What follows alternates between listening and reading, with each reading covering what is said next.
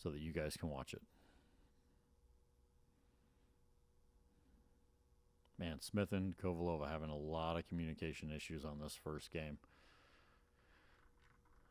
I think it's really affecting Smith's mental ability to power through it. Okay, I'm just going to back this. So clearly Kovalova wants to run around to her forehand and take this ball, and then realizes, why am I running around to my forehand?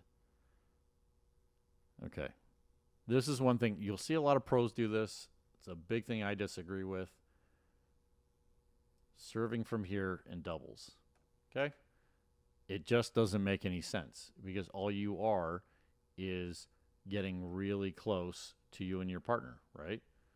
So if there's not that much benefit of trying to eke this ball, she's very clearly trying to hit the ball into the backhand of Bright. Like, you see how soft she hits this ball and how much she's trying to just always have Bright have to take it for a backhand. Like, at this level, Bright can hit backhand. She's hit millions of backhands with her tennis career, and now with pickleball. Like, you're not going to get an ace off of getting it to her backhand. So that doesn't make a lot of sense. So in my opinion, starting off, like I tell all of my students, you want to be in doubles. You're here to here is your box that you want to serve from, and you're serving cross court.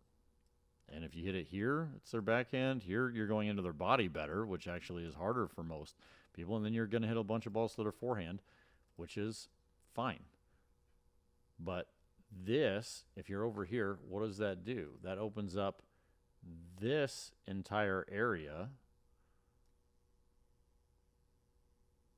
This is now Smith's forehand. If, we're going to draw my stick figure, ugly stick figure. If Kovalova had served from here, then, I'm going to do it in blue, all of this, almost all of this is her forehand. So she's going to get any ball that comes back here, and if you get a ball here, green light, drive that ball. I don't have any problem with that because you're in the right court position. All the yellow is forehand for Smith, and then this is, or a little less than that, but essentially that is Smith's backhand. Now, they're just jammed up next to each other, and they literally run into each other, which kind of starts this point on a cascading spiral, because that's not a good, it's actually a much better drop than I think either one of them expected. But the thing is did they advance at all off of this drop and having Waters take it that low? No, because they were doing other stuff and all their body movement was wrong. So then the fifth shot drop is too high. I personally, that doesn't look much like a reset, but it could be just because of the size of the swing. That's a pretty big swing for a reset ball. Smith is really trying to slow it down. Like, she, from the get of this point, was, okay, we're going to have to work our way up. I don't even know. I don't even think Smith impacted that ball. I actually think that's Kovalova hit that drop. Yeah, pretty much everything on this point. One, there's the very clear that was too high of a backhand drop, and they just weren't ever really set. But everything kind of breaks down from them just being jammed up together from here, and from there, they were just never really in the position that they wanted to be.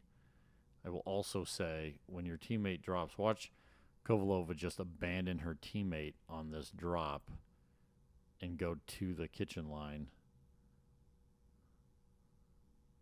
Yeah, it really feels like they're almost not dance partners out there because of how much issues they have with protecting the middle and where they should be. It's almost like two singles players just playing and hoping.